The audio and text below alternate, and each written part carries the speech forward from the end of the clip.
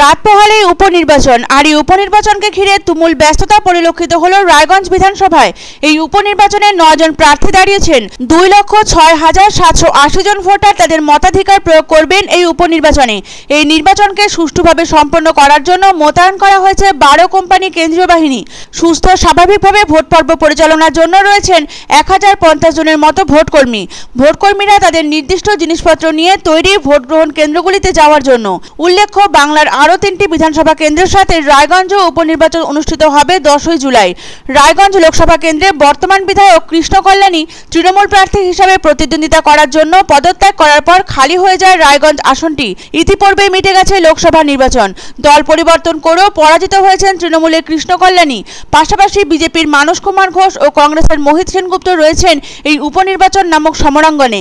নিজের রাজনৈতিক গতিপথকে স্বচ্ছ ও মসৃণ রাখতে এই দুই প্রতিদ্বন্দ্বীকে পিছনে ফেলতে এবার মরিয়া কৃষ্ণ কল্যাণী। লোকসভার ফলাফল পর্যবেক্ষণ করলে দেখা যাচ্ছে রায়গঞ্জ বিধানসভা কেন্দ্রে 46,663টি ভোট পেয়েছে তৃণমূল, বিজেপি পেয়েছে 93,402টি ভোট এবং কংগ্রেসের ঝুলিতে গিয়েছে 14,477টি ভোট। অর্থাৎ এই কেন্দ্রে 46,739টি ভোটে পিছিয়ে রয়েছে তৃণমূল শিবির। রায়গঞ্জ পুরো এলাকাও রয়েছে এই কেন্দ্রের মধ্যে। লোকসভা ভোটের নিরিখে তৃণমূল পিছিয়ে আছে পুরসভার 27টি ওয়ার্ডে। রাজনৈতিক মহলের ধারণা এই কয়দিনে ভোটারদের অবস্থানের বিশেষ পরিবর্তন হবে না। অতএব এহেন পরিস্থিতির নিরিখে খুব একটা সহজ হবে না কৃষ্ণ কল্যাণীর লড়াই। বিজেপি প্রার্থী মানস কুমার ঘোষের ক্ষেত্রে রয়েছে দলের একাংশের বিরোধিতা।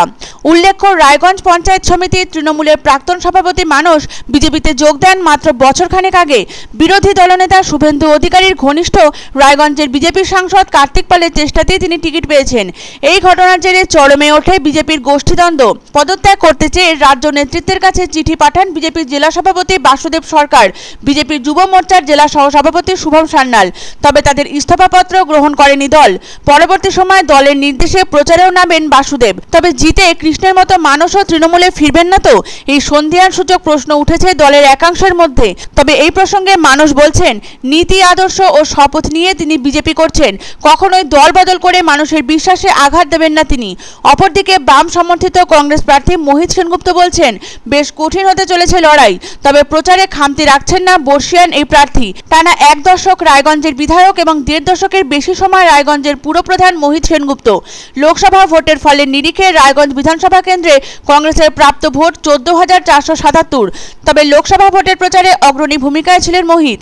রাত পোহালেই ভোটকে কেন্দ্র করে ব্যস্ততা তুঙ্গে ডিসিআরসি রায়গঞ্জে। বাকিটা রইল সময় ও রায়গঞ্জের জনগণের হাতে।